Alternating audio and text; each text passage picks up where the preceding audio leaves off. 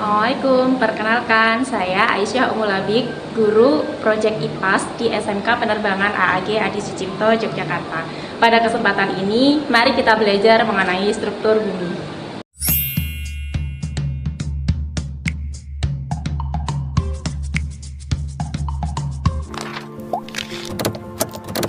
Bumi yang kita tinggali ini berlapis-lapis seperti telur. Jika kita iris, kira-kira penampang bumi diilustrasikan oleh gambar berikut. Bumi terdiri dari 4 lapisan. Dari yang terluar hingga lapisan terdalam berturut-turut adalah kerak bumi, mantel bumi, dan inti bumi. Nah, inti bumi ini dibagi jadi 2, inti bagian luar dan inti bagian dalam. Kerak bumi merupakan lapisan terluar dari bumi yang disusun oleh tanah dan bebatuan dengan kedalaman sekitar 8–40 km. Kerak bumi dibagi menjadi 2, yaitu kerak samudra yang mendasari lautan dan kerak benua yang mendasari benua.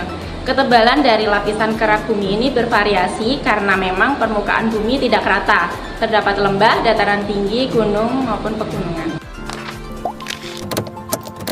Kerak samudra kedalamannya sekitar 5–7 km, tersusun dari batuan basal. Umur batuannya lebih muda, biasanya kurang dari 200 juta tahun.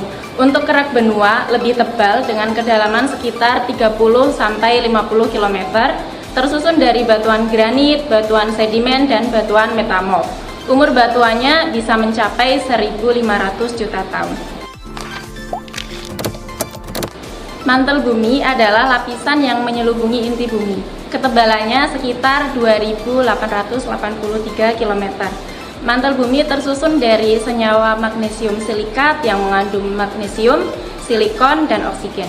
Suhu di mantel bumi sekitar 3000 derajat Celcius.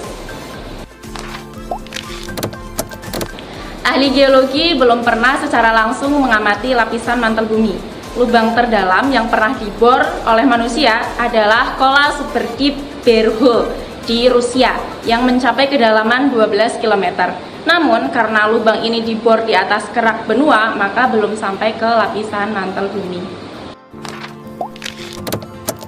Diskontinuitas moho ditemukan tahun 1909 oleh ahli kegempaan dari Kroasia. Dia menemukan bahwa semakin tinggi densitas suatu material, semakin besar cepat rambat gelombang seismik.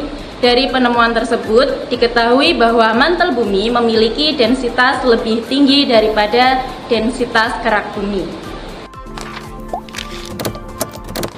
Bagian terluar mantel bumi cenderung lebih padat dan menempel dengan kerak bumi di atasnya. Mantel bumi bagian atas bersama dengan kerak bumi membentuk lapisan yang diberi nama litosfer. Sifat fisis litosfer adalah dingin, kaku, dan rapuh. Di bawah litosfer terdapat lapisan yang disebut dengan astenosfer.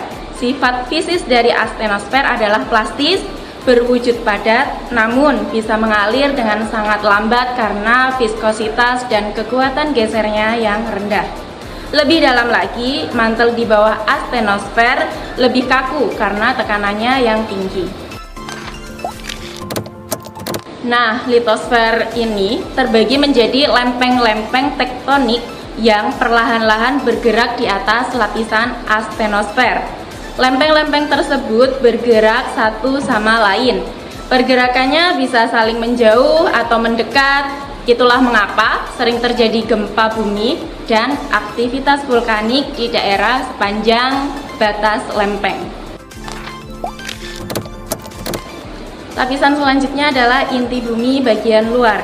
Batas antara mantel bumi dan inti bumi ditandai dengan penurunan kecepatan gelombang P secara drastis dan gelombang S yang tidak diteruskan. Pada lapisan ini, material penyusunnya didominasi oleh besi dan silika cair bersuhu sekitar 2200 derajat Celcius. Gelombang P atau primary waves merupakan gelombang longitudinal yang merambat dengan kecepatan sekitar 6 km per detik. Gelombang P ini dapat merambat pada zat padat dan zat cair, namun lebih cepat merambat di zat padat. Gelombang S atau secondary waves merupakan gelombang transversal yang bergerak dengan kecepatan sekitar 4 km per detik. Gelombang es ini tidak dapat merambat pada zat cair. Keduanya adalah gelombang seismik. Lapisan terdalam dari bumi adalah inti bumi bagian dalam. Inti bumi bagian dalam mengandung besi dan nikel dalam wujud padat. Peran inti bumi yang pertama adalah menghasilkan gaya gravitasi.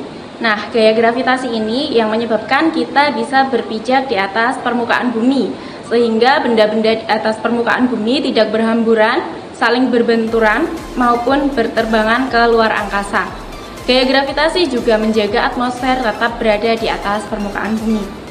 Kemudian, peran inti bumi yang kedua adalah menyebabkan terjadinya revolusi bumi. Revolusi bumi adalah gerak bumi mengelilingi matahari. Peran inti bumi yang ketiga adalah menghasilkan gaya magnetik. Bumi adalah magnet raksasa sehingga kita dapat menggunakan kompas yang memiliki jarum berupa magnet yang selalu tertarik ke kutub utara dan selatan magnet bumi, sehingga dapat kita manfaatkan sebagai penunjuk arah.